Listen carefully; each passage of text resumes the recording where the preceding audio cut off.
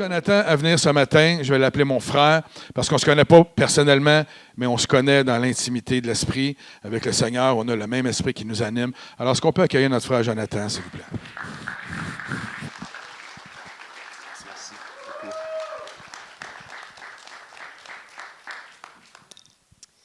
Amen. Bon matin à tous et à toutes. Avant toute autre chose, je veux juste ouvrir et fermer une parenthèse pour honorer l'Église ici. Des églises, j'en ai fait une multitude dans ma vie, dans mes années de ministère, des groupes de louanges, j'en ai vu de toutes les couleurs, toutes les saveurs. Et je peux vous dire que la présence de Dieu est parmi vous ici ce matin. Ne prenez jamais ça pour acquis.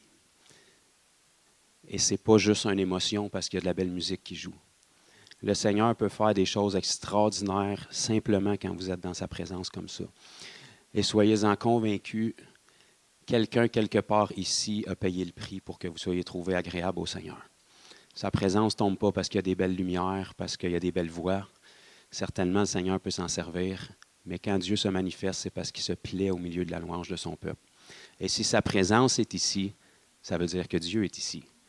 Puis si Dieu est ici, il n'y a pas de problème. Il y a juste beaucoup de solutions.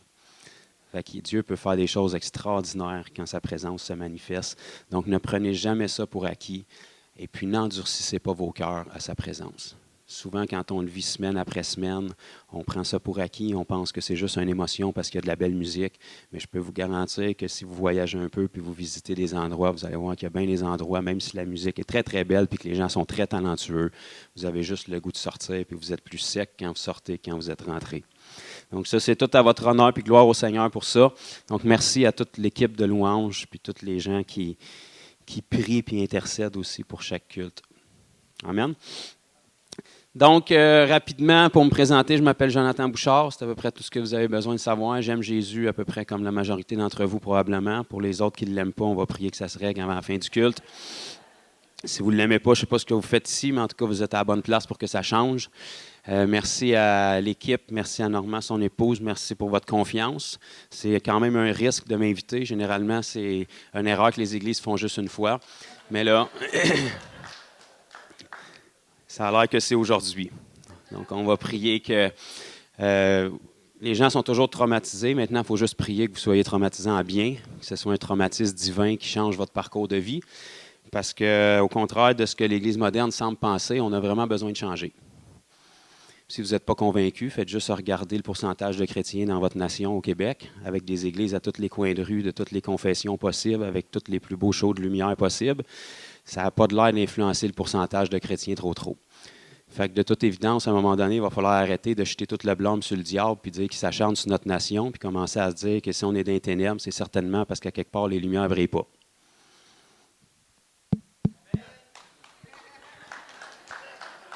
Je vais peut-être juste le monter un peu. Je ne sais pas si on m'entend au balcon. Donc, la première personne à qui blâmer, c'est le matin quand vous vous regardez dans le miroir. Le reflet que vous avez là, c'est la meilleure équipe que le Seigneur a pour sauver le Québec. Fait que je vais tout de suite péter vos bulles. Il n'y a pas d'équipe de renfort qui vont arriver. Il n'y a pas d'escouade qui va tomber du ciel. Le mandat pour sauver votre nation, il a été placé dans vos mains puis dans la mienne. Comment ça que je le sais? Bien, le Seigneur vous a sauvé. Puis vous habitez au Québec. Fait que, mec, le Québec soit sauvé, on ira ailleurs. J'ai de la difficulté à croire que Dieu appelle tous les ministres du Québec à s'en aller partout ailleurs dans le monde, mais qu'il n'y a personne ailleurs dans le monde qui est appelé au Québec. Je pense qu'on a une assez belle terre missionnaire ici. Puis même s'il y a des nations du monde qui sont hautement défavorisées, sont définitivement plus riches que nous spirituellement. On vit dans une des nations la moins christianisée au monde, fait qu'il y a un gros travail à faire ici. Pourtant, les églises, il en sort à peu près à tous les semaines, puis ça n'a pas l'air de décoiffer personne. Souvent, le monde ne savent même pas qu'ils sont là, même quand ça fait 30 ans qu'ils sont là. Fait que de toute évidence, on n'ébranle pas tant que ça le royaume des ténèbres. Puis pourtant, dans ma Bible, à moins qu'elle soit plus bonne, ça semblerait d'être notre mandat. Fait que vous comprenez pourquoi je n'ai pas beaucoup d'amis. On part tous sur un bon pied d'égalité. Fait que je vous salue, je vous bénis, je vous aime. Mais l'amour doit dire la vérité à un moment donné. Fait que moi, je suis la personne qui vient pour donner taloche à tout le monde, puis après ça, les pasteurs passent pour vous réconforter, puis que tout va bien aller. Alléluia! Fait que c'est pour ça que les gens ne peuvent pas m'entendre semaine après semaine, parce que ça serait trop exfoliant pour eux. Mais je suis vraiment content d'être là. Je suis vraiment content que le Seigneur vous ait amené ici. Fait que là, vous êtes pris ici, qu'on puisse barrer les portes si possible. On va parler d'un sujet qui n'est pas populaire, qui est l'évangélisation. Puis j'aime pas, comme mon frère Normand a mentionné, parler de ce mot-là, parce que de nos jours, c'est beaucoup plus devenu une activité puis un département dans les églises qu'un style de vie. Alors, comme il l'a dit, on ne voit pas le mot évangélisation dans la Bible. On est arrivé avec ça à partir d'un mot qu'on a dans la Bible qui s'appelait la bonne nouvelle, qu'on a appelé l'Évangile. Fait que si tu prends l'Évangile puis tu la mets en action, ça fait de l'évangélisation. Je ne sais pas si on peut servir du café de ce côté-là, peut-être. Je vais aller me chercher des amis de ce bord-là. Si tu prends l'Évangile, qui est la bonne nouvelle, tu la traduis en action, ça fait de l'évangélisation. Gloire au Seigneur. Je pense qu'ils se sont couchés plus tôt. Fait que si nous, on est sauvés, forcément, c'est à cause de l'Évangile. Il y a quelqu'un quelque part qui est venu nous donner l'Évangile, puis au mieux, le petit mérite qu'on peut avoir, c'est qu'on a cru, mais on a cru avec la foi que le Seigneur nous avait donnée, fait qu'on n'a à peu près pas de mérite. Fait que si on a été sauvés, au mieux, même si tu penses que tu es un chien, un pourri, un ver de terre, et que tu n'as rien, bien, tu as la bonne nouvelle en toi. Fait que si tu as la bonne nouvelle en toi, qui c'est qui est le mieux placé pour la donner à quelqu'un qui ne l'a pas? C'est toi! Fait que vous comprendrez que la chrétienté, c'est un sport full contact. Personne n'est appelé à être sur le banc. Parce que le banc, c'est la meilleure place pour critiquer. Donc, tout le monde dans un match de hockey qui sont d'un gradin, c'est tous des experts. Ils savent tous exactement pourquoi le joueur n'aurait pas dû faire ça. Mais descends-le sur la glace avec un gars de 250 livres qui te rentre dedans à 20 000 à l'heure, puis probablement que ton temps de réaction ne serait pas tout à fait le même. Peut-être que tu serais plus indulgent avec les joueurs. Fait que là, c'est à peu près ça qu'on a dans la chrétienté. On a 3-4 superstars qui essayent de sauver le monde, puis tous les autres qui leur expliquent comment est-ce qu'ils font pas bien les choses. C'est évident qu'ils savent comment faire les choses parce qu'eux autres même ne le font pas. Fait qu'ils savent tous comment corriger les autres, mais eux autres même ne le font pas. Mais en revanche, j'ai jamais vu personne dans mes 10 dernières années actives d'évangélisation qui est sur le terrain évangélisé, qui critique ceux qui le font. Même si leur façon de faire est différente, il va dire au moins il fait quelque chose puis il me vient en aide.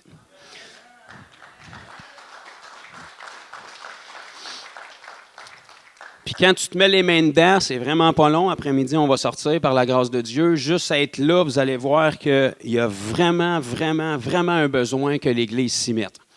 Parce que tu as beau en sortir un ou deux des problèmes, il y en a 10 autres qui vont popper. Ça va pas bien dans le monde, mes amis. Si vous avez encore une TV, ce que je vous déconseille, vous le savez que ça va pas bien.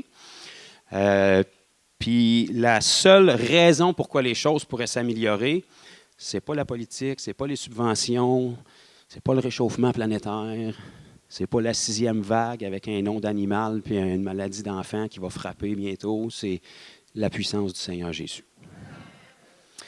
Fait que quand on est sur le terrain, on se rend compte que les besoins sont tellement nombreux qu'on n'y arrivera pas seul. Fait que la première étape, c'est de dégeler de notre religion spirituelle puis de rester assis sur notre salut puis de commencer à aller faire quelque chose avec si vraiment le Seigneur est encore notre Seigneur. Parce qu'aujourd'hui, c'est beaucoup, beaucoup, beaucoup le Sauveur Jésus, mais il est très, très, très peu Seigneur. Parce que c'est toi qui l'instruis comment faire les choses, alors que ça devrait être le contraire. Donc, quand le Seigneur est notre Seigneur puis qu'il donne un ordre, on ne commence pas à négocier, on agit. Parce que souvent, on se prend des privilèges là, comme chrétien, mais on se rappelle qu'on est ou esclave du diable ou esclave de Christ.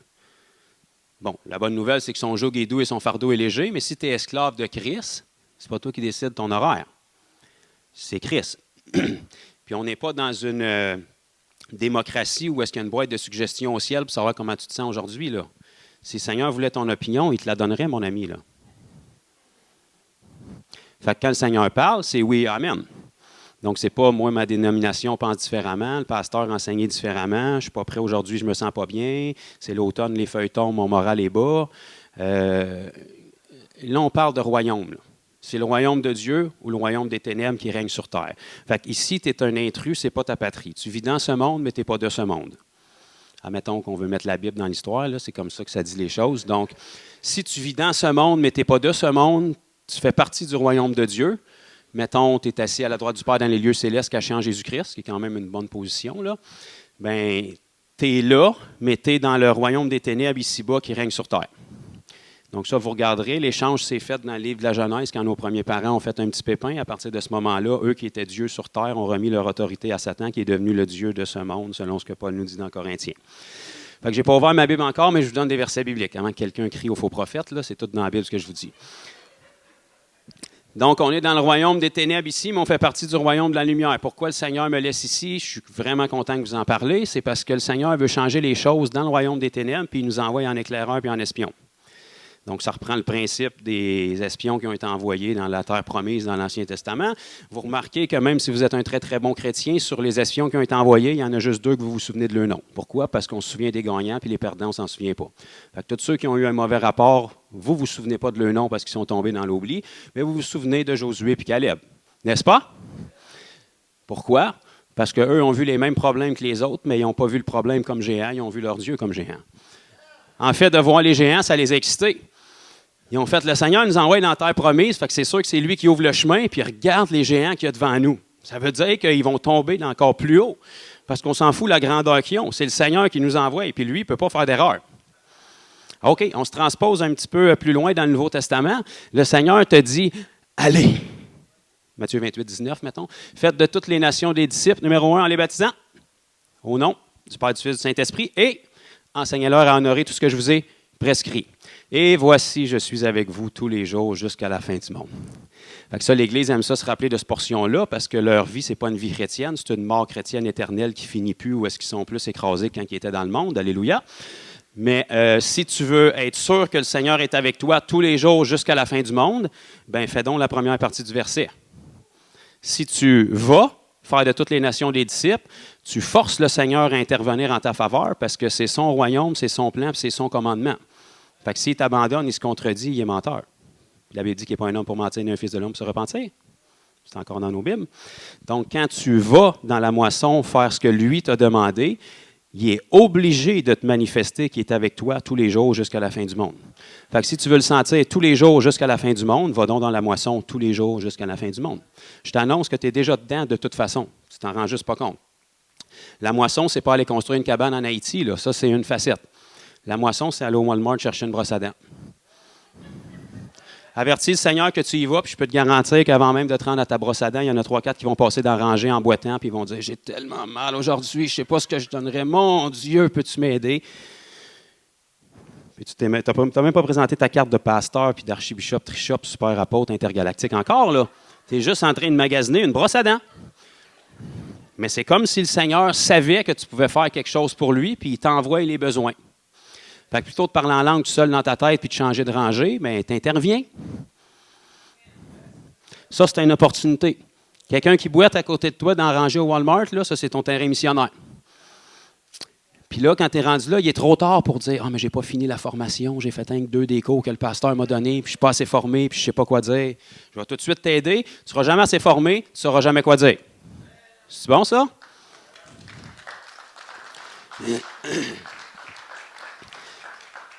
Les gens qu'on rencontre dans notre quotidien, ce n'est pas des trophées puis des médailles, ce n'est pas des robots. C'est du cas par cas. Fait que tu ne seras jamais assez formé. Même si tu apprends le texte par cœur, il va marcher sur un, puis sur l'autre, il ne marchera pas. Le fondement, c'est le message de l'Évangile. Ça, c'est la bonne nouvelle pour tout le monde. Maintenant, par quelle facette qu'on va leur présenter? Mais ça, il y en a une multitude. La bonne nouvelle de l'Évangile, si quelqu'un est malade, allume, c'est la guérison. La bonne nouvelle de l'Évangile, si quelqu'un a des petits amis invisibles qui parlent dans sa tête, c'est la délivrance. C'est l'Évangile, ça aussi. L'Évangile, c'est pas donner un évangile de Jean puis réciter Jean 3,16, là. Les apôtres ont conquéri le monde, puis les Gédéons, tu n'as même pas encore inventé. Imagine-toi donc comment ils ont fait. Il n'y avait même pas de trac, même pas d'aimant à mettre sur le frigidaire, puis ils ne collaient même pas les poissons sur le char dans ce temps-là. Puis ils ont réussi quand même à évangéliser le monde en sorte que ça s'est rendu en Amérique. Jésus ne pouvait pas rentrer quelque part pour commencer à parler de Jésus. C'était lui. Personne ne le connaissait encore. Les apôtres, ils rentraient dans un village qui était neutre, qui n'avait jamais entendu parler de Jésus. Ils ne pouvaient toujours bien pas prêcher Jésus. Le monde n'avait aucune idée c'était qui? Jésus. Fait qu'il fallait qu'ils commencent à leur présenter leur Dieu, puis celui qui s'est offert en sacrifice. Puis si tu veux être capable de présenter ce Dieu-là aux gens, il faut que tu aies quelque chose à leur présenter. C'est qui ton Dieu? Qu'est-ce qu'il fait? Il est où? Bon. Fait qu'en partant, ça part mal. Tu ne peux pas le voir en ce moment. OK, ton Dieu est invisible. Parfait. Où est-ce qu'il vit, ton Dieu? Bien, il vit au ciel, mais c'est comme il vit aussi en moi. OK. Puis, peux-tu me le présenter? Écoute, c'est pas vraiment moi qui décide quand est-ce qu'il arrive ou qu'il n'arrive pas, mais je le sais qu'il est toujours avec moi. Mais il peut faire des belles choses pour toi, mais je ne peux pas vraiment te le montrer en ce moment. Fait que, tu sais, ça nous prend quelque chose pour faire le pont entre les deux mondes, là.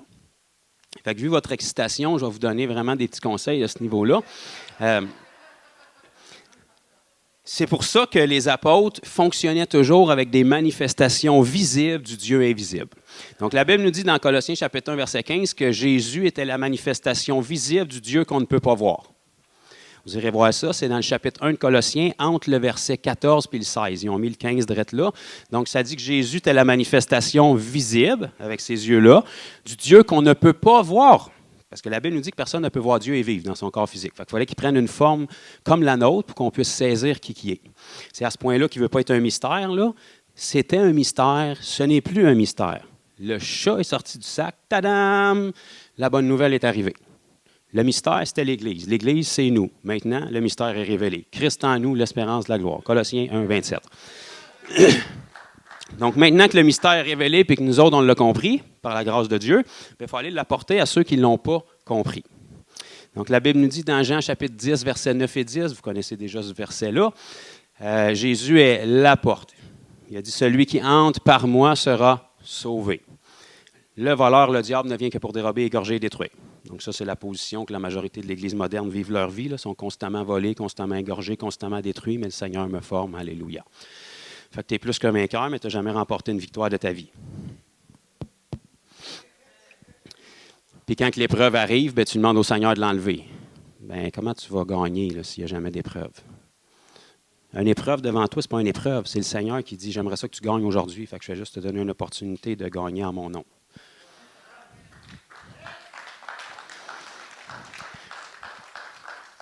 Fait qu'une majeure partie des épreuves de notre chrétienté moderne, premièrement, c'est à cause de mauvais choix charnels.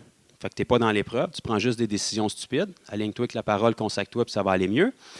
Puis numéro 2, la majorité des autres épreuves que les chrétiens veulent enlever puis partir une chaîne de prière, c'est juste le Seigneur qui te demande de conquérir, parce qu'une épreuve, c'est toi qui décides ce que tu fais avec.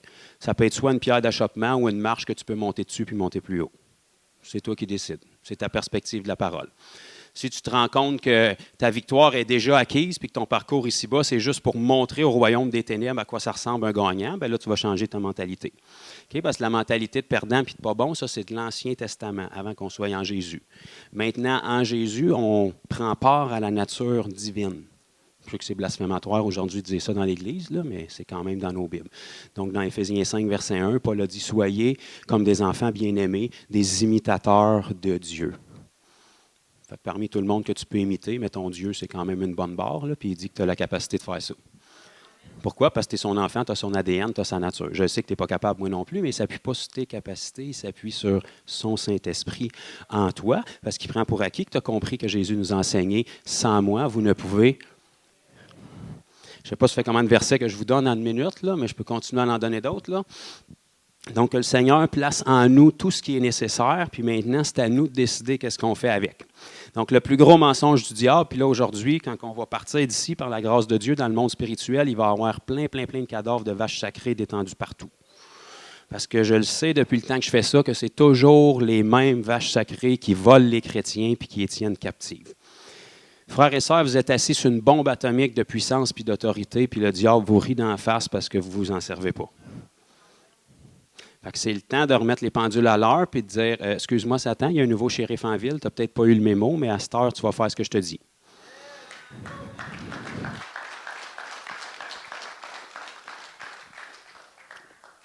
Le diable est un très, très mauvais maître, mais c'est un bon esclave. Fait qu'on lui dit quoi faire, puis il obéit. Donc ça, c'est ou blasphématoire ou arrogant, mais le temps nous prouvera qu'est-ce qu'il y en est. Donc, la Bible nous enseigne dans Jean chapitre 10, versets 9 et 10, comme je viens de vous dire, que Jésus est la porte. Ça, l'Église a compris ça. Si vous êtes sauvés, vous l'avez pris, la porte. La porte pour être sauvé, ça veut dire que Jésus est la porte d'entrée pour restaurer notre relation vers le Père.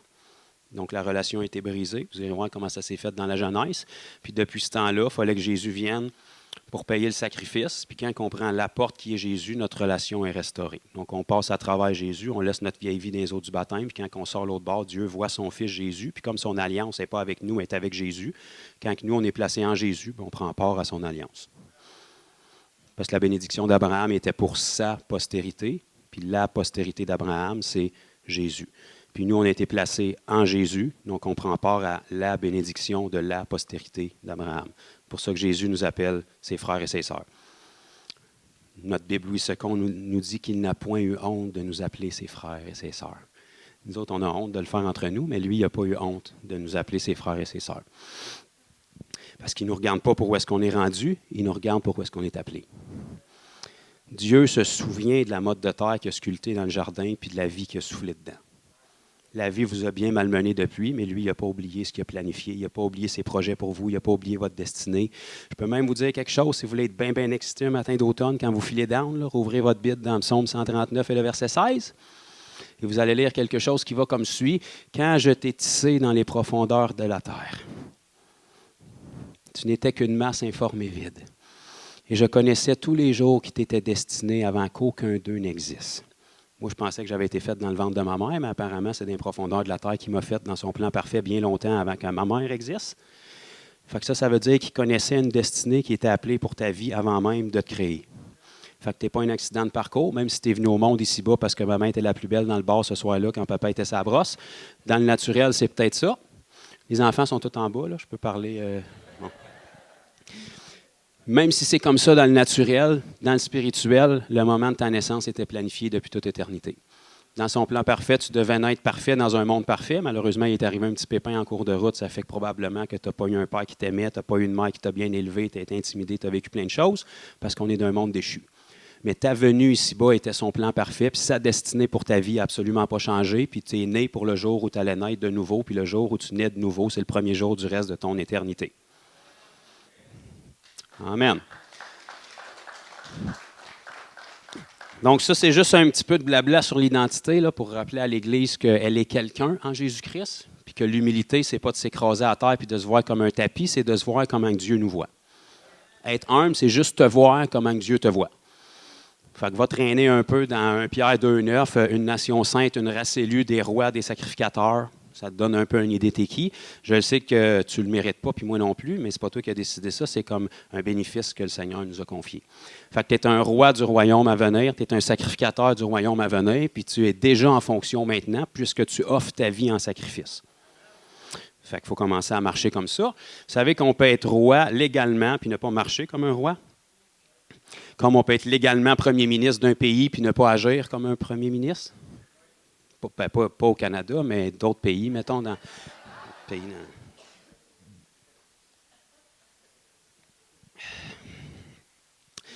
Donc, je reviens sur mon Jean 10. Si Jésus est la porte qui nous permet d'être sauvés. Alléluia, c'est une bonne nouvelle. Nous autres, on l'a.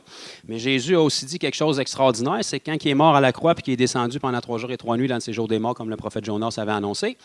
La mort l'a regardé puis a dit, ben lui, il n'a pas de péché, fait qu'on ne peut pas le garder. Jésus a dit, je sais, j'étais déjà au courant. Fait qu'il a pris la clé de la mort du séjour des morts, puis il est remonté au ciel, puis il a libéré des captifs. Puis cette clé-là, ben, ça a l'air qu'il nous l'a confiée. Fait qu'il dit, je vous ai confié les clés du royaume. Fait que si Jésus est la porte pour aller vers le Père, puis toi, il t'a confié les clés, d'après moi, il y a comme un match qui peut se faire, là. D'après moi, pour que les gens puissent prendre la porte qui est Jésus, il faut qu'ils trouvent la clé pour l'ouvrir.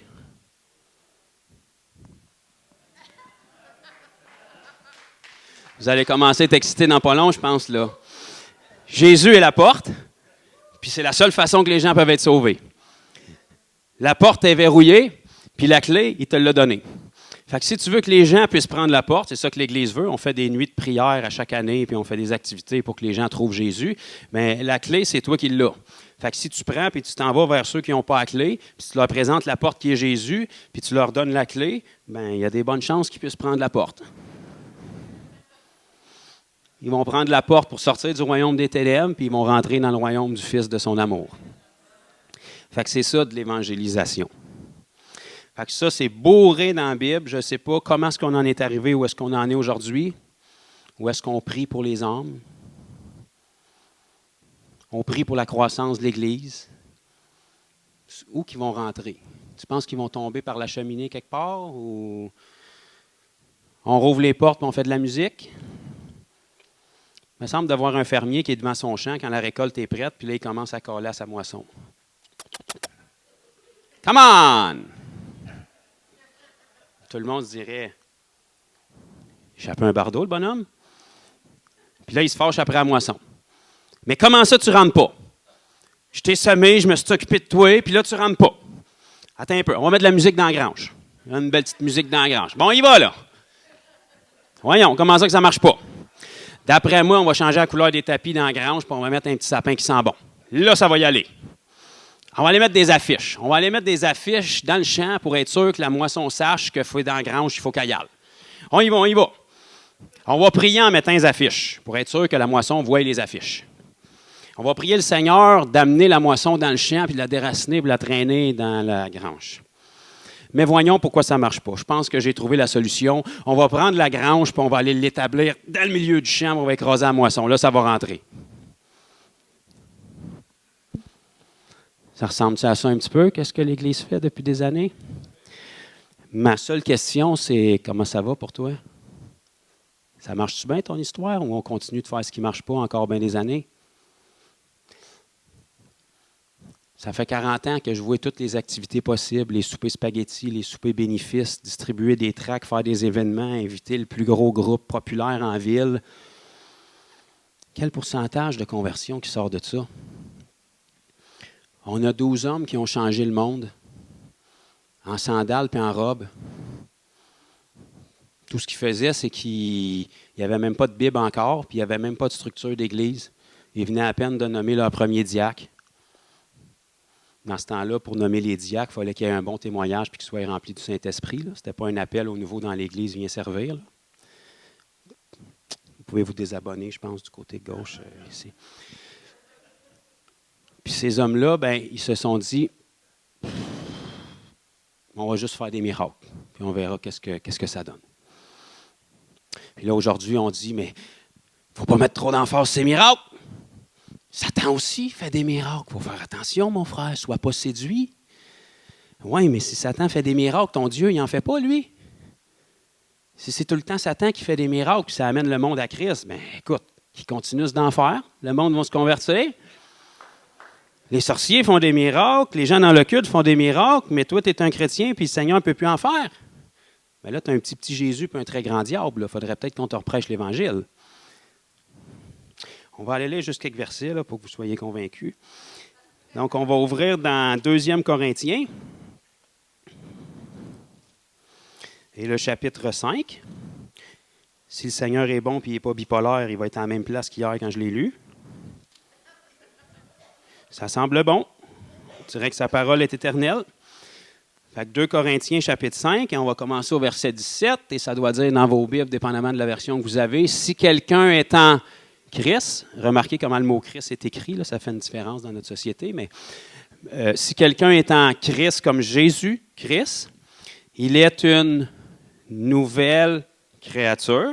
Okay? Donc ici, encore une fois, ce n'est pas un sondage que le Seigneur fait, là, c'est comme une annonce. Ce n'est pas ton opinion, comment tu te ressens, ce que ton pasteur pense, ou c'est comme la vérité. Là.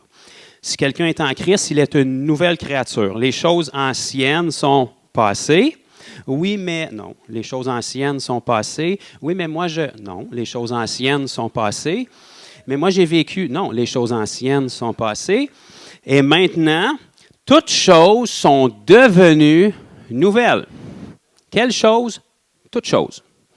Donc, on ne pourra pas faire ce matin une étude dans le grec, dans le latin puis dans l'hébreu, mais tout signifie. C'est ça.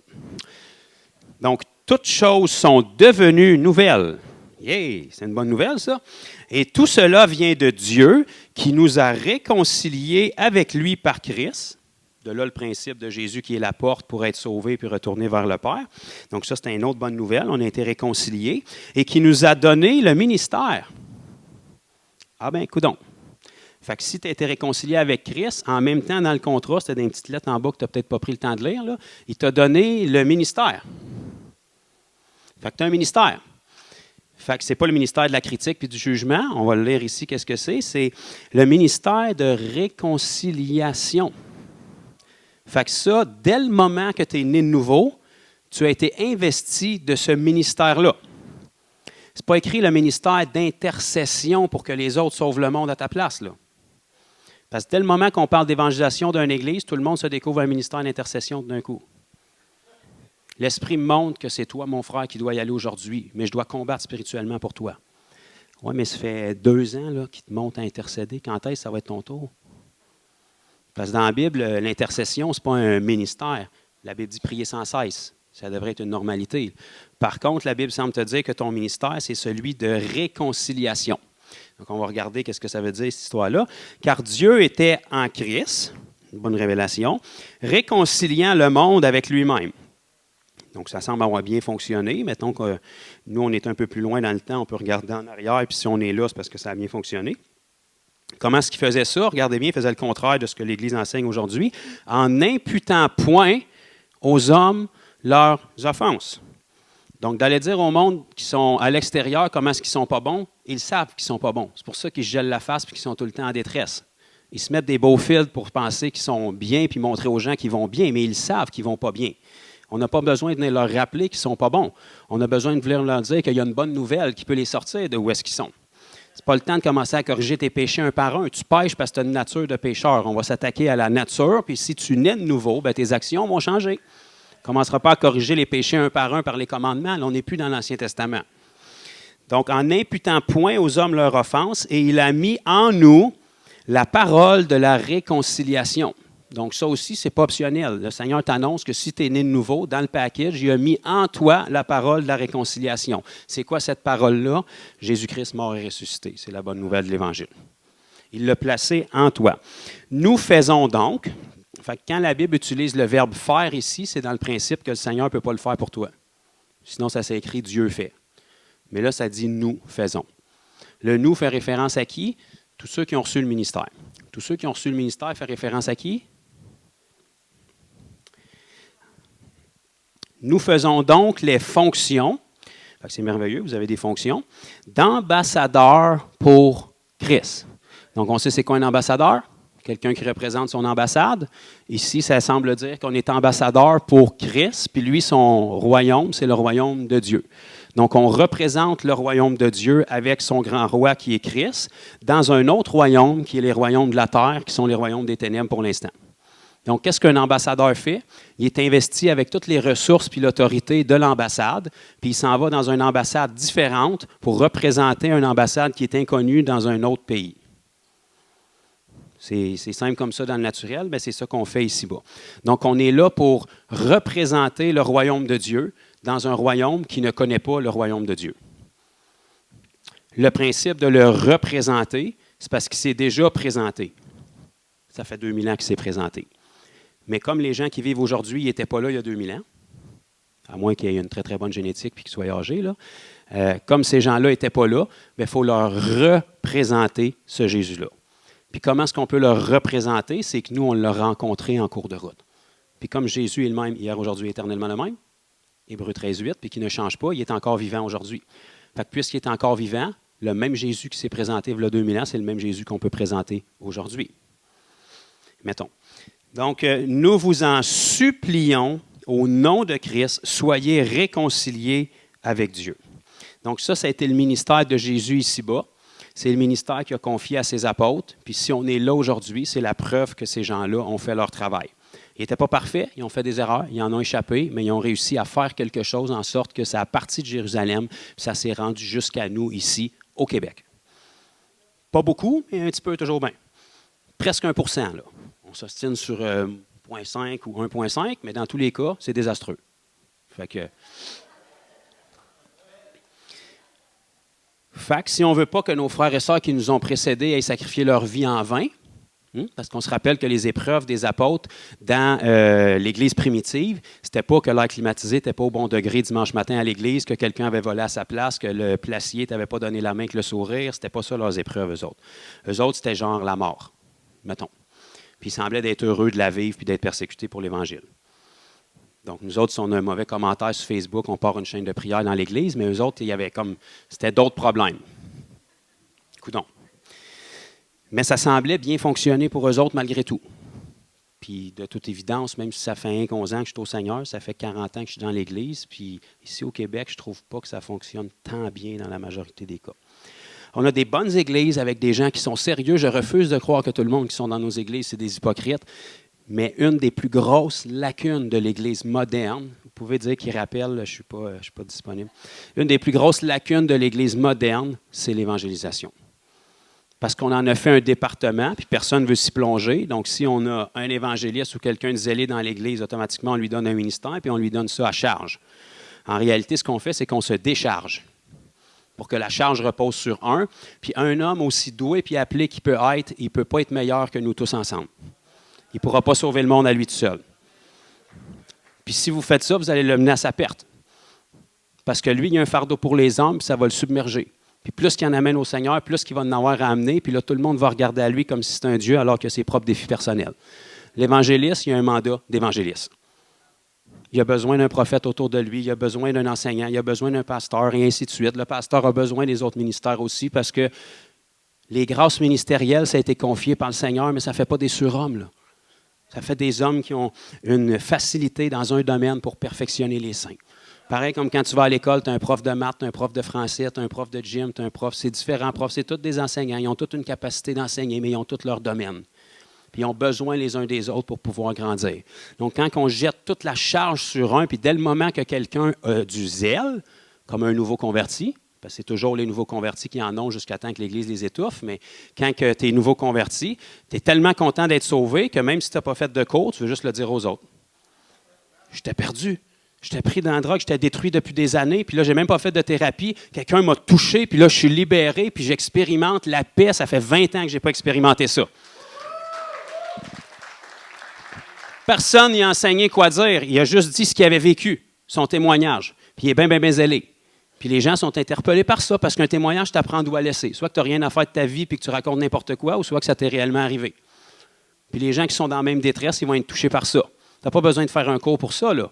Mais mec, que tu sois assez longtemps dans le moule de l'Église, par exemple, on va t'enseigner à être sage. Donc, il faut que tu apprennes les versets bibliques, il faut que ton pitch finisse par Jean 3,16, puis ça prend la prière de repentance, parce que même s'il donne ton témoignage puis tu repars, il s'en va en enfer. Mais s'il a répété une prière, même s'il ne comprend pas ce qu'il a dit, c'est correct, il est sauvé, tu peux mettre une coche. C'est bon, pasteur, ou je... D'accord.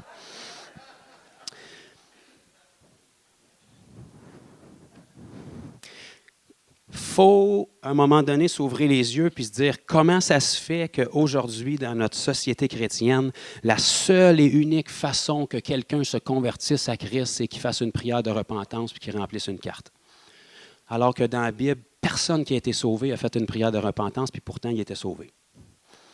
Je ne te dis pas que tu ne peux pas être sauvé en répétant une prière. Je te dis que la Bible ne nous enseigne pas que c'est une prière qui sauve. La Bible nous enseigne que c'est l'Évangile qui sauve. Paul disait dans Romains 1,16, « Je n'ai point honte de l'Évangile, car c'est une puissance, pas une prière qui est la puissance, pas un carton qui est la puissance, c'est l'Évangile qui est une puissance pour le salut de quiconque croit. » Donc la partie de croire, tu ne peux pas le faire pour les autres, mais tout ce que tu as à leur donner, c'est l'Évangile.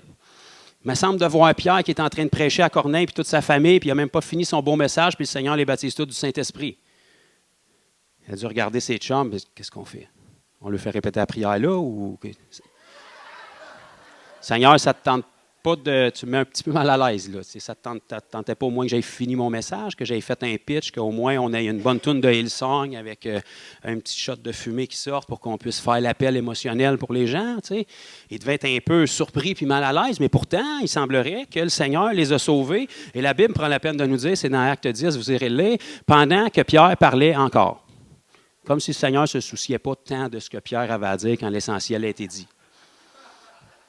Même pas besoin de faire un cours de leadership, d'allocution. Il faut que tu aies ta chemise comme ça, tes pantalons comme ça. Il ne faut pas trop que tu te déplaces. Il faut que tu arrêtes de faire les mêmes mouvements. Non. Pendant que Pierre parlait encore, ils se mettent tous à parler en d'autres langues. Autant que je sache dans la Bible, tu ne peux pas être baptisé du Saint-Esprit sans être sauvé. À quel moment ils ont été sauvés dans le discours? Ils ont cru à ce que Pierre disait. Puis la repentance, ce n'est pas un événement, c'est une décision de cœur. Fait qu'ils ont cru, puis le Seigneur a dit, ça y est, ils sont sauvés. Fait qu'on les baptise du Saint-Esprit pour faire fermer la trappe à Pierre, puis pour être sûr qu'ils baptisent d'eau après. Donc, je sais qu'eux autres, ils ne savaient rien, puis nous autres, aujourd'hui, on est instruits, puis on sait comment faire les choses, mais pour eux autres, ça semblait bien fonctionner. Donc, nous avons les fonctions d'ambassadeurs de Christ. Donc, en partant, si on fait juste saisir ça, on sait qu'on a un mandat. Après ça, va rester si on veut y obéir ou pas. Fait que généralement, ce qu'on fait, c'est qu'on dit amen à ça, puis on se trouve des amis qui ne le vivent pas pour être capable de justifier dans notre état. Donc, un tiède, ça se tient avec des tièdes. Les froids ne sont pas dans l'Église, ils sont dans le monde. Puis les bouillants, on les sort de l'Église. Fait que ce qui reste généralement, c'est des tièdes. Fait que quand tu es tiède, tu t'entoures avec des gens qui sont tièdes. Vous ne verrez jamais une mouche se poser sur un poêle qui est chaud. Une mouche, ça se pose sur des tas de...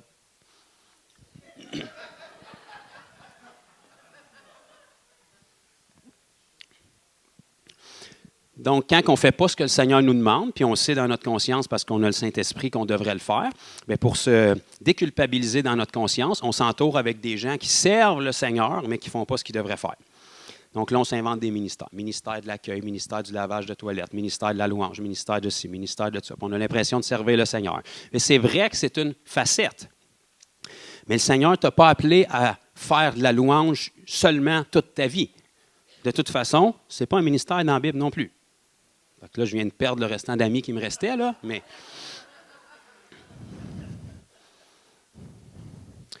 Si tu es consacré au Seigneur, même si tu ne chantes pas bien, les gens vont être bénis.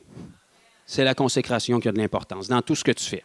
Si tu es consacré au Seigneur puis tu torches les toilettes, le prochain qui s'assit dessus, ça se peut qu'il y ait une rencontre avec le Seigneur.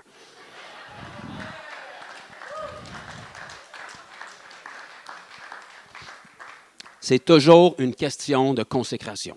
C'est pour ça que dans l'Église primitive, ne serait-ce que pour vider une assiette sale sur une table, le premier critère, c'était pas que tu sois beau, que tu paraisses bien, puis que tu sois fidèle dans tes dîmes et tes offrandes, c'était que tu aies un bon témoignage, puis que tu sois rempli du Saint-Esprit. Encore une fois, sur les 7 diacres qui ont été nommés, il y en a juste 2 qu'on retient, parce que les autres passent dans le beurre, on ne sait pas qu'est-ce qu'ils ont fait, mais il y a Étienne et Philippe, puis eux autres se sont mérités, mettons, la lapidation, parce qu'ils faisaient de grands miracles parmi le peuple. Fait que j'ai-tu des gens qui veulent s'enrôler? OK, fait que lorsque vous allez voir miracle, vous allez voir la gloire de Dieu, vous allez voir des conversions, puis vous allez voir des persécutions. Ça ne va jamais séparer. Jamais, jamais, jamais, jamais. Tu peux être le meilleur théologien puis être celui qui parle le mieux, puis je peux te garantir que tu vas avoir à peu près peu ou pas de persécution. Tu peux balancer la meilleure théologie d'une église en grec, en hébreu puis en latin, puis il y a 3-4 démons qui sont assis dans la rangée en avant, puis ça ne les décoiffera pas d'un brin. Les scribes et les pharisiens étaient impeccables pour partager les livres de la loi, puis il n'y a jamais un démon qui a été dépeigné là. Jésus est arrivé en lisant les mêmes livres, puis tout d'un coup, ils ont tous pété une fuite. Qu'est-ce qui s'est passé? Ils sont arrivés tout d'un coup, ils étaient cachés ou ils étaient bien confortables? Puis ça leur plaisait même. Parce qu'ils sont souvent bien plus confortables dans une église, les esprits religieux. Parce que là, ils peuvent agir de l'interne. Quand la Bible nous dit de prendre garde, de faire attention aux loups, vous avez déjà lu ça dans votre Bible, la Bible nous dit que les loups, ça ne dit pas que c'est des bergers déguisés en loups, là. C'est des brebis déguisés en loups. Donc, ils s'installent, sont confortables, puis après ça, ils commencent à faire de la division parmi le peuple. Ferme la parenthèse. Donc, pas ici, mais dans certaines églises, c'est comme ça. Alléluia. Donc, si on sait qu'on est un ambassadeur, maintenant, reste à délai avec notre conscience, qu'est-ce que je fais? Est-ce que j'agis comme un ambassadeur ou pas? Donc, on fait tout un minimum pour tenter de se déculpabiliser. Donc, on partage des versets bibliques sur Facebook. On essaie de faire des affaires chrétiennes qui ne nous impliquent pas trop et qui ne nous amènent pas trop de persécution. Donc, on trouve une multitude de choses à faire pour ne pas faire ce que le Seigneur nous demande. Alors que le modèle d'évangélisation, il est clair dans la Bible. Fait que là, de nos jours, on s'invente des évangélisations qui nous accommodent. Puis là, on dit, on a chacun nos dons. Fait qu'il y en a un qui fait des mimes chrétiens, l'autre, il fait de la cuisine chrétienne, l'autre, il fait de l'art chrétien, l'autre, il fait de la danse chrétienne. Puis gloire à Dieu, exprime-toi comme tu veux. Mais ce n'est pas ton premier ministère. Le modèle d'évangélisation biblique, c'est Jésus. Tu veux rajouter tout le reste de tes capacités personnelles? Vas-y. Peinture avec tes orteils au nom de Jésus, ça ne me fait rien, là, mais ça ne devrait pas être ça qui remplace le modèle biblique. Le modèle biblique, mettons, on le retrouve dans Actes chapitre 10, verset 38, ça nous dit « Ne savez-vous pas comment Dieu a oint Jésus de Nazareth de Saint-Esprit et de puissance, qui allait de lieu en lieu faisant du bien, guérissant tous ceux qui étaient sous l'emprise ou sur l'empire du diable. » Donc ça, c'est notre modèle. Okay? Si tu veux faire des tacos chrétiens par après, puis tu veux faire, je sais pas, tu veux jouer de la cuillère céleste, fais-les, là, ça ne me dérange pas. Mais ton premier mandat, c'est le modèle de Jésus. Donc, je le sais qu'automatiquement, tu viens de te disqualifier parce que tu dis, bien ça, c'est pas moi, c'est pas mon appel, je suis pas assez formé, je suis introverti, j'ai pas la parole facile. Je les sais déjà, ces excuses-là. Moïse les a essayées avant nous autres, puis ça n'a pas marché. Fait que ça ne marche pas avec nous autres non plus. Fait que le Seigneur, quand il t'a appelé et qu'il t'a mandaté comme ambassadeur, il ne s'est jamais appuyé sur tes compétences parce qu'il sait aussi bien que toi que tu en as très peu. Il s'appuie sur ses compétences par son esprit en toi. Parce qu'il sait que quand tu vas en obéissant au commandement qu'il t'a donné, alors tu vas t'appuyer sur lui. Parce que si tu es bon pour faire la cuisine puis tu fais des tacos chrétiens, ça ne te demande pas beaucoup de foi. C'est un talent naturel. Par contre, ça ne me dérange pas comment tu es talentueux. Viens dans la moisson avec moi puis tu vas voir que tu as besoin du Seigneur. Puis si tu ne crois pas dans la puissance de Dieu, là, ben bonne chance, mon ami. Je t'invite à aller dans un quartier chaud, partager Jésus aux gens sans faire de miracle, puis tu me diras comment ça va pour toi. Tu as du monde qui sont pris sur des drogues dures, qui ont expérimenté les highs les plus forts, ils ont visité des dimensions spirituelles que tu ne peux même pas imaginer, puis toi, tu t'en viens leur dire « Jésus t'aime », puis je ne peux pas te faire rien expérimenter, mais il faut juste que tu crois à Jean 3,16. OK, fait que le monde dans lequel je suis m'a fait vivre des trips extraordinaires de fou, puis toi, ton Dieu, qui est supposé d'être tout-puissant, il ne peut rien me faire vivre. Je vais rester avec ma cape d'acide. Ça ne te fait rien, tu sais. Jésus t'aime, OK, bien merci. Mais pourquoi je suis dans cet état-là? De base, c'est il m'aime. Ah ben, il veut t'apprendre quelque chose à travers ça. Lâche pas, mon frère. Tu le vis bien. Moi, être à ta place, je ne serais pas bien de même. C'est pas vraiment fort comme évangile, ça, là. Jésus, quand il voyait une détresse, sa compassion, on appelle ça de la compassion aujourd'hui, c'est plutôt de la pitié qu'on a. Et Jésus, dans sa compassion, quand il voyait un problème, il ne sympathisait pas avec la personne. Il sortait de son problème. À toutes les fois que vous allez voir Jésus dans la Bible qui était ému de compassion, il se revirait de bord et il guérissait tout ce qui bougeait.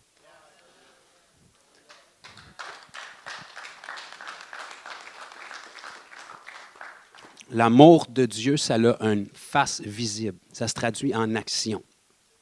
Donc, dire à quelqu'un que Jésus l'aime, c'est vrai, puis nous autres, on le sait.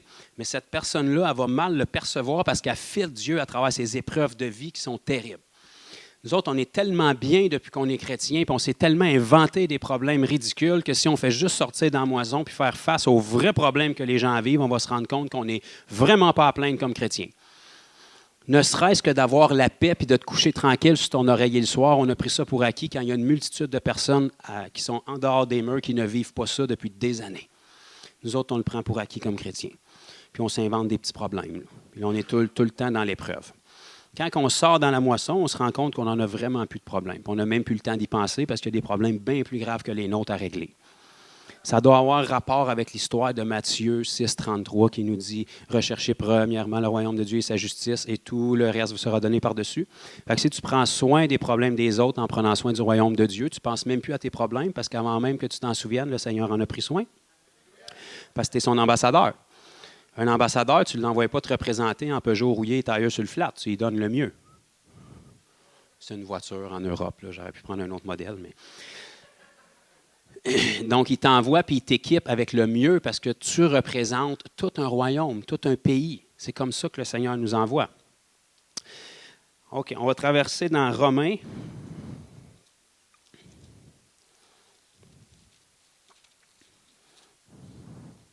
Romains chapitre 10 et le verset 14. Paul nous donne une super belle révélation ici, puis quand on s'y arrête une seconde, bien, ça fait bien du sens, qu'est-ce qu'il nous dit. Il va enseigner ici à l'Église de Rome, Romains 10, 14. « Comment donc invoqueront-ils celui en qui ils n'ont pas cru? Et comment croiront-ils en celui qu'ils n'ont pas entendu? Et comment entendront-ils parler s'il n'y a personne qui prêche? » Donc ça, c'est là où on dit tout amène à ça, puis on commence à glorifier le pasteur ou n'importe qui a une position. Tu sais, le pasteur, son mandat là, de pasteur, C'est pour perfectionner les saints. Les saints, ce n'est pas dans le monde, c'est dans l'Église. Fait que le pasteur, il n'y a pas de grâce du Seigneur pour les saints, ni l'évangéliste, ni l'apôtre, ni ça. C'est des dons ministériels qui sont là pour perfectionner les saints. Éphésiens 4, vous irez le lire, c'est encore là. En plus d'être pasteur, c'est un ambassadeur de Christ. C'est en tant qu'ambassadeur de Christ que son mandat est de toucher les perdus. OK? Donc ici, ça nous dit qu'ils ne peuvent pas croire un message s'ils ne l'ont pas entendu, puis ils ne pourront pas l'entendre si personne ne leur prêche. Qui c'est qui est appelé pour le prêcher? Les ambassadeurs. Comment est-ce qu'ils vont être aptes à faire ça? Par les ministères qui vont leur enseigner. Mais maintenant, si la majorité des ministères n'enseignent plus l'Évangile à qui que ce soit en dehors des murs, mais comment est-ce qu'ils peuvent former efficacement l'Église de Christ? Donc, l'Église va toujours être à l'image de ses modèles, de ses leaders. Donc, si en tant que leader, dans ton quotidien, tu ne guéris pas les malades, chasses pas les démons, puis ne partages pas l'Évangile, mais tu vas avoir de la difficulté à l'enseigner aux brebis dans l'Église. OK. Donc, si on est des ambassadeurs, puis que les gens ne pourront pas croire un message s'ils ne l'entendent pas, il faut que quelqu'un soit là pour leur prêcher. Puis les gens dans le ministère, ils ont un certain cercle d'influence, mais ils ne connaissent pas tout le monde. Ce que vous avez, chacun de vous, c'est un cercle d'influence précieux que moi, je n'ai pas. Il y a des gens qui ne s'adonnent pas avec ma face. Beaucoup d'ailleurs. Mais ils s'adonnent avec la vôtre. Fait que c'est à travers la vôtre que le Seigneur va passer.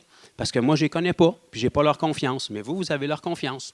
Fait que chacun de nous, tous ensemble, on est plus fort que le plus doué puis le plus appelé des hommes ou des femmes de Dieu.